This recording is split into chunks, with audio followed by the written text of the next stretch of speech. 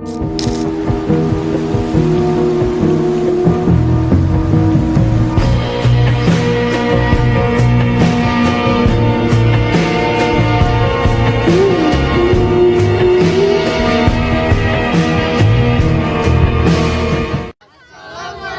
warahmatullahi wabarakatuh.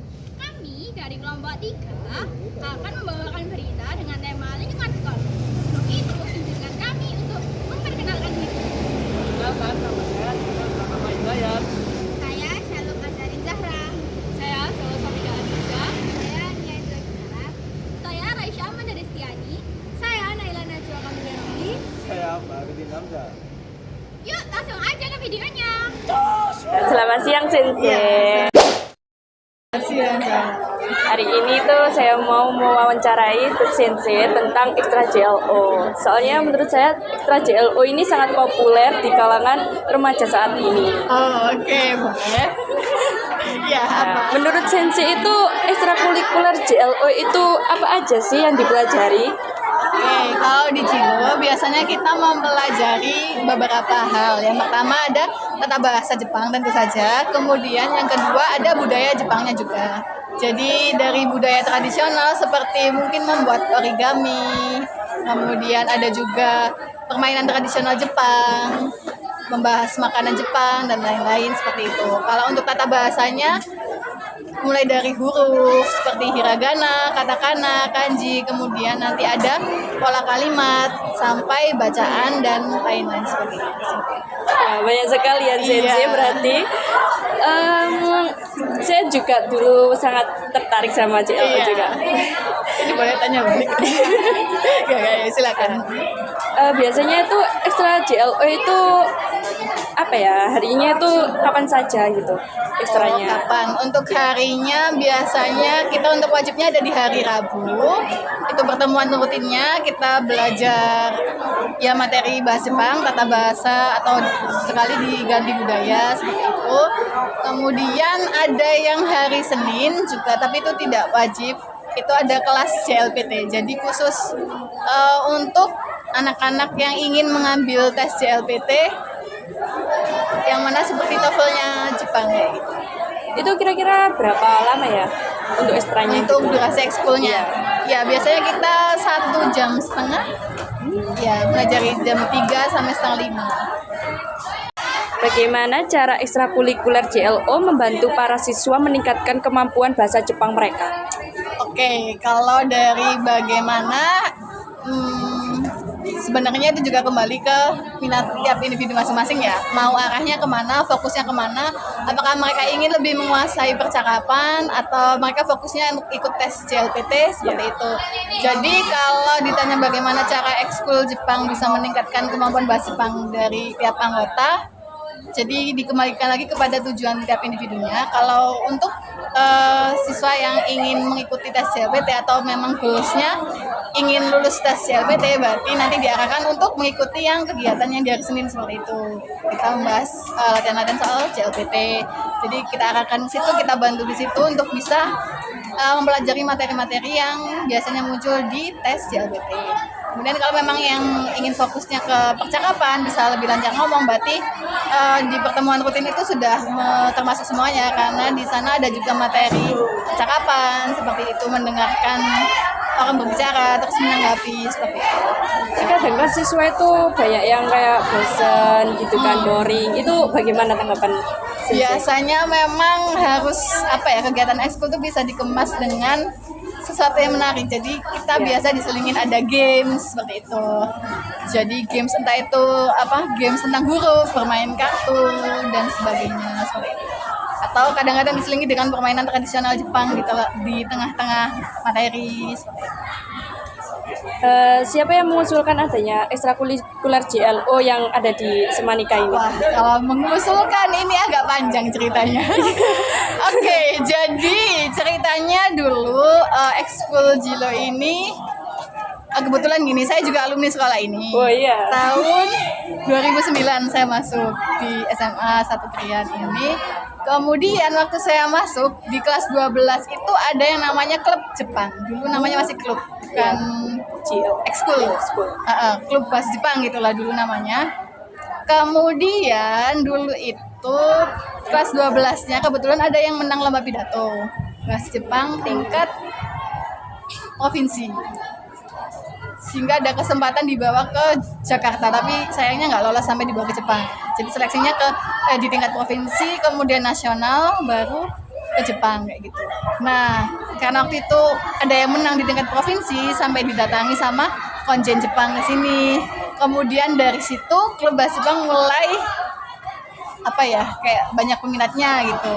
Tapi memang sampai beberapa tahun masih klub Jepang seperti itu. Jadi memang yang bisa dikatakan yang mengusulkan itu ya kakak kelas saya yang waktu itu, kelas 12 yang menang lomba itu. Jadi dari situ awalnya dari klub gitu ya, kayak komunitas biasa, komunitas bahasa Jepang, sampai akhirnya tahun berapa ya resmi jadi ekskul itu, kalau nggak salah mungkin 2015-16an mungkin. Ini baru resmi jadi ekskul di Semantika kayak gitu. Oh, Iya. Jadi, keren banget cukup sejarahnya. panjang, iya. Seperti itu. Sudah selesai Sensei. Terima kasih atas waktunya. Sama-sama. Assalamualaikum warahmatullahi wabarakatuh. Di sini saya sebagai presenter dan saya sedang bersama anggota dari ekstrakurikuler Jelo.